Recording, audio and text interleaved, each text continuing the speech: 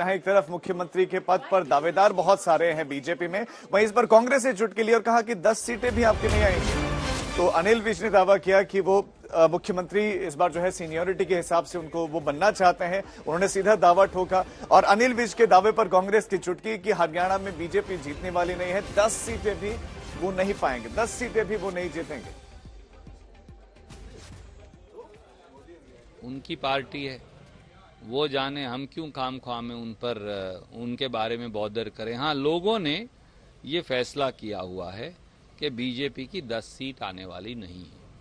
अब अगर 10 से कम सीटों पर कोई दावे कर रहा है तो करे। देखिए, मैं समझता हूं कि भारतीय जनता पार्टी के अंदर कोई भी लोकतंत्र नहीं है।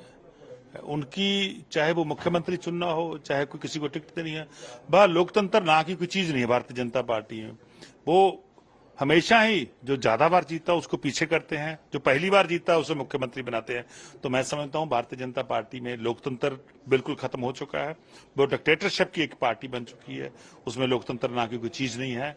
सो अनिल विज जी कई बार जीते हैं। तो अनिल विज ने जब ये दावा किया, धर्मेंद्र प्रधान का भी रिएक्शन आया है। उन्होंने कहा कि मुख्यमंत्री नायब सिंह सैनी ही रहेंगे, फेस वही रहेंगे। अनिल विज कह रहे हैं मैं भी कैंडिडेट हूं। भारतीय जनता पार्टी की सीएम की प्रत्याशी श्री नायब सिंह सैनी है।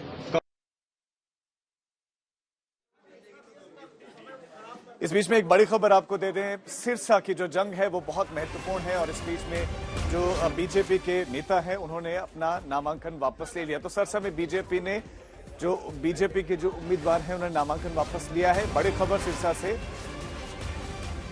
गोपाल कांडा को लेकर भी काफी सारी चर्चाएं जो है चल रही हैं। इस बीच में आपको बता दें कि जांगड़ा ने अपनी जो उम्मीदवारी है वो वापस ले ली है। गोपाल कांडा की सीट से बीजेपी का कोई भी उम्मीदवार नहीं होगा। लेकिन इस बीच में अशोक तंवर ने भी बयान दिया और उन्होंने कहा कि वो एनडीए का उन्होंने समर्थन किया था लोकसभा चुनाव में भी। तो ऐसे में मकसद एक ही है, वो है कांग्रेस को हराना। तो बीजेपी प्रत्याशी रोहतास जांगड़ा ने अपना नामांकन वापस ले लिया है और अशोक तंवर ने कहा कि ये स्वाभाविक है, गोपाल कांडा एनडीए के एक तरीके से साथ में है।